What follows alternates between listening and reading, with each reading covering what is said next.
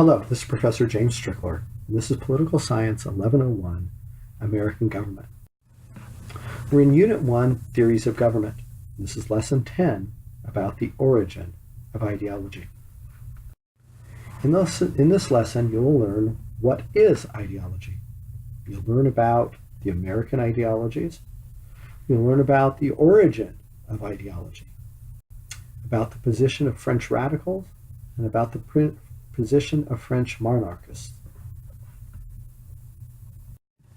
Now, in previous lessons, we've discussed about why we might want to have government, and the answer was because the state of nature would be worse. We discussed what form that government should take, and the answer was a deliberative republic, a mixed government with a little bit of different elements of Aristotle's forms of government. Now we're going to discuss, once we have a government in place, what should that government do? Well, the answer can be found in the concept of ideology. Ideology is a person's view of the world, what they think the world should be like. And then that dictates what they think the government should then do to try to create that ideal world that they think should exist. So, to give a clear example of this, and a form of ideology that exists is communism. Communism believes that the highest human ideal is equality, and that the power of government should be used to essentially force equality, in which case the government has to control much about people's lives, even owning all the property. So you can see how a basic concept of what the world should be like, people should be treated equal, then dictates the forms and functions of the government, to the point of even becoming totalitarian, oppressive, taking people's rights away in order to accomplish their basic purpose of equality. Well, in America, when we talk about ideologies, what are we referring to? Typically, we lump Americans into one of two broad categories of ideologies. What are they labeled? Do you know? In America, we frequently refer to people as either being liberals or being conservatives. Now, in later lessons, we're going to talk in detail about what those mean. But for right now, let's just talk about in the remainder of this lesson where these labels come from, and then a little bit, basically, about what they mean, but not directly about what they mean for us in the United States of America. The origin of these labels and related labels that you'll see in just a moment goes all the way back a couple hundred years. But before we can discuss the specific origin of it, we need to first be sure that we understand the notion that ideologies are not completely separate and distinct from each other, but they can oftentimes be arranged on a spectrum where you can have increasingly more radical degrees of a thing. This will make more sense here in just a moment as I lay these out for you. But for right now, just understand that even talking about conservatives, we can have moderate conservatives and radical conservatives, or we could have moderate liberals or radical liberals, etc. They can be laid out on a line, becoming increasingly severe and farther away from each other. Well, that notion of an ideological spectrum and where we're going to arrange people on it, as I said, began over a couple hundred years ago in a place called the French National Assembly in the year 1789. Now, you don't need to remember that year for an exam. I'm not going to test you on that. The only reason I supply the year is so you get an idea of what time period this is happening in. This is around the time that the United States Constitution is coming to effect in America. It's only a little more than a decade after the American Revolution. And in France, they were greatly inspired about what had happened in America, and inspired by the writings of certain philosophers that led some Frenchmen to believe that they should get rid of their king. Well, the French National Assembly was a unit of government that assisted the King of France in ruling the country. It wasn't exactly a Congress like we think of here in America, but it was similar. And the people in the French National Assembly began to debate in 1789 whether or not they should get rid of their king. They'd had a king for hundreds and hundreds of years. They'd gotten quite accustomed to living under the rule of a king. But they saw the example of America getting rid of their king. They read the words of certain philosophers and thought they could do without a king. And so this became an open consideration for them. Should they get rid of the king? The debate in the National Assembly became so heated that some of the people in the room physically moved over to the left side of the room to separate themselves from the others. And the others that opposed them moved to the right side of the room. Now this is important because those terms left and right have come to have ideological meaning. Those who moved to the left were radicals who wanted to get rid of the king. Now they were actually called radicals, and there's a reason for that. Because France had had a king for so long, had become so accustomed to having a king rule over them, that the idea of getting rid of the king was almost a crazy idea, a radical idea. So they were called radicals. And they moved to the left of the room.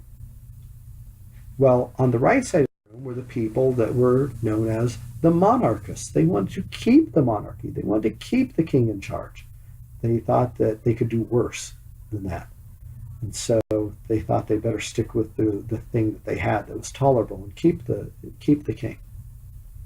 The reason that the radicals on the left thought they could get rid of the king is because they were inspired by a group of philosophers who were collectively known as liberals.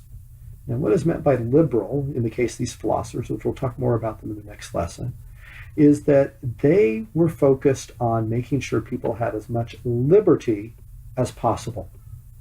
And they believed that a king would stand in the way of that. So removing the king was a natural outgrowth of their philosophical teachings. In contrast, the monarchists on the other side of the room were determined to preserve, or we could use the word conserve, the monarchy. They were forerunners of what we call conservatives today, people who feel it's best to keep things the way they are rather than radically change them.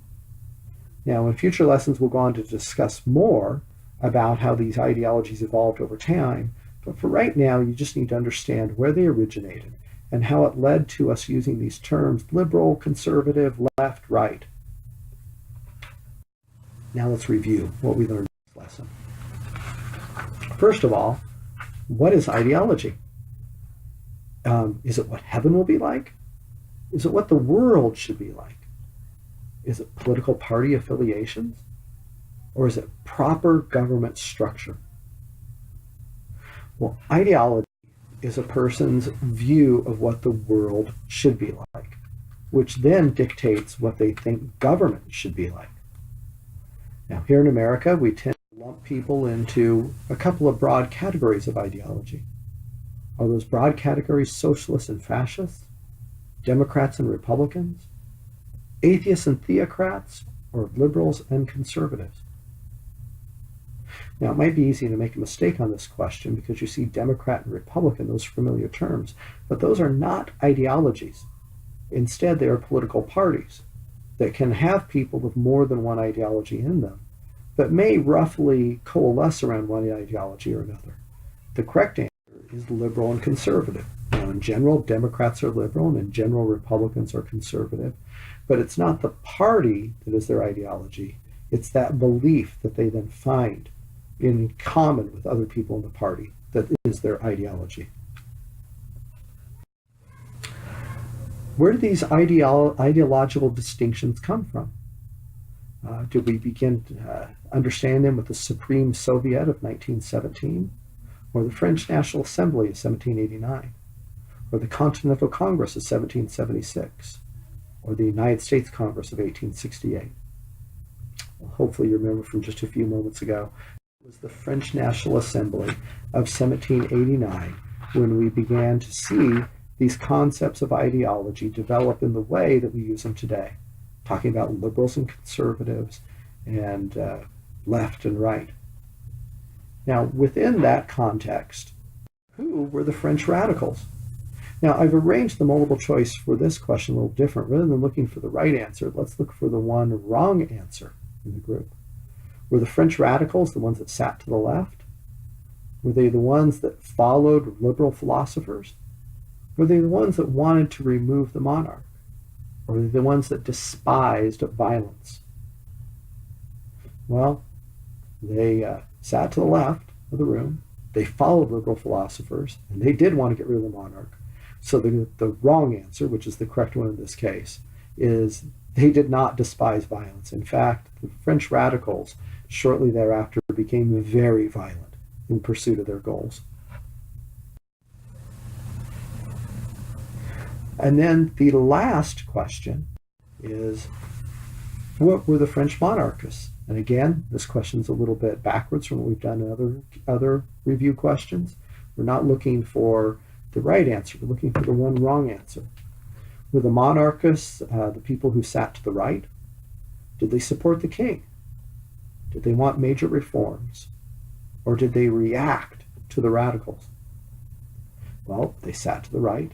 They did support a king. And the conflict was caused by their reaction to the radicals who wanted to get rid of the king, and then the monarchists didn't want to. So the wrong answer, which is the correct answer, is that they did not want to make major reforms. In fact, they wanted to preserve and conserve the system of government basically the way it had been before, all along, for hundreds of years. All right, that ends our lesson 10. Next, we'll have, still from Unit 1, Lesson 11, and we begin to learn more about these ideologies, particularly classical liberalism.